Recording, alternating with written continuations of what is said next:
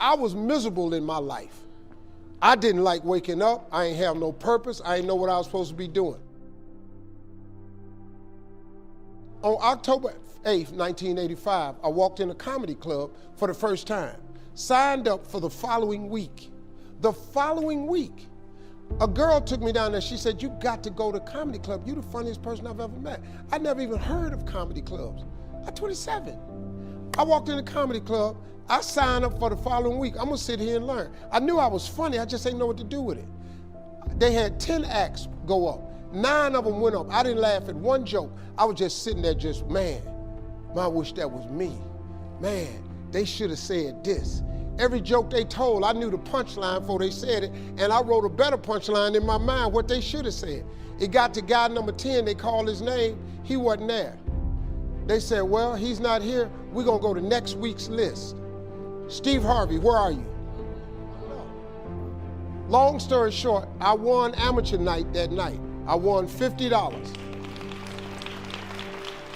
It was a 45-minute drive to my house with this girl named Gladys. I cried 45 minutes. She said, "What you crying for? It ain't but $50. I said, no, you don't even understand. I was born tonight. I now know what I'm supposed to do. I went to work the next day, October 9th, and quit my job. With $50, I had nothing. I just never gave up. I'm gonna tell you something. That decision cost me everything I had. I lost everything. I lost my family. I lost friends. I lost everything. I became homeless. I lived in a car for 3 years. But I just saw this, I saw this vision. I just pursued it. I said, wow, that's it. You have to take chances in life. Life is about risk. If you play it safe in life, you ain't gonna have much of a life. If you play it safe, you won't have much of a life. Life is risk. It takes courage to pursue your dream. Now, it's gonna cost you something. Most people are not willing to pay what it costs to go after your dream, because you're gonna have to hurt a little bit. And most people don't like being uncomfortable. If you don't wanna be uncomfortable, please do not pursue success, because success is a very uncomfortable feeling. And I just learned to be comfortable being uncomfortable. Life is hard. See, for every time you have a plan, a dream, an aspiration, or a goal, do you know what happens every time you have one of those? This thing comes along called life. It happens to everybody. Life has disappointments, it got peaks and valleys. You're gonna lose somebody you care about one day. That's a valley. Somebody gonna close the plant you thought was gonna stay open so you could retire. That's a valley. Somebody gonna fire you for an unjust cause. That's a valley.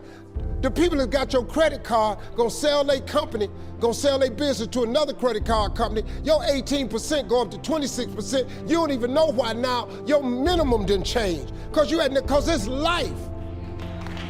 You can stop thinking that life fitting to be easy, cause I got news for you, it ain't. That's a false hope to think you're gonna have a wonderfully carefree life. That's unthinkable. We all live in this bubble. What you gotta do, you gotta put more air in your bubble. You got to blow your bubble up. Expand yourself. Take yourself out your comfort zone. Do not live in your bubble. Put some more air in your bubble. If you stay in your comfort zone, that's where you will fail. You will fail in your comfort zone. Success is not a comfortable procedure.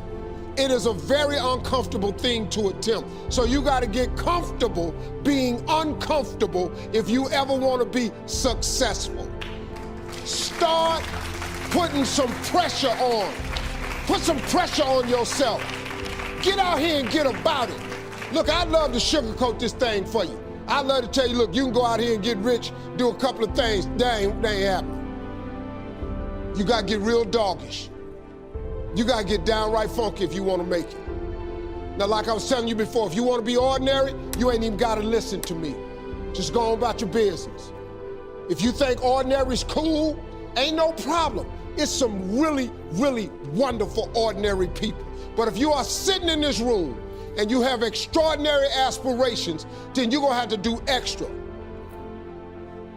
You put extra on top of ordinary and you come up with extraordinary. It's no other way.